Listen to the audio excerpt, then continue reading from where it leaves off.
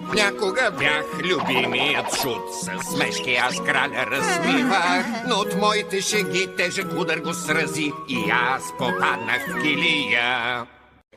Градът е цял в ужас и смут, драконът огромен е тук. Паника навред цари, всеки бяга и крещи, и огън бълва драконът. Дим се носи в полята, болници, къщи, старчески дом и боулинга цел на посредата.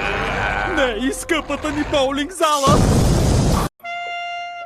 О, кралю мой, чуй шута свой, очаква народа да види герой. Градът е пометен от дракон страшен и всеки трепери до смърт уплашен. Виновен сте, а колко жалко.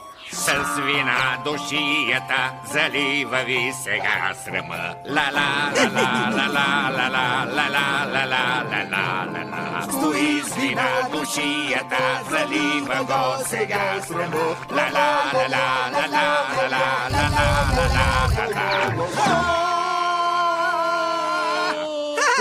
Рицарю, моля те, пред теб заставам на колене. Вземи ги тяха, мен остави, какво сега ще ти дам?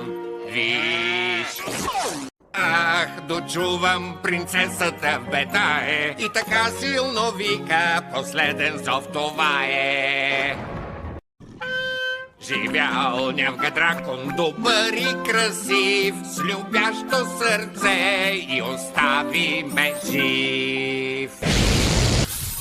Ах, ето май, настъпва весел край, принцесата е жива, драконът сразен и само един от нас бе лошо изгорен. Поръчката!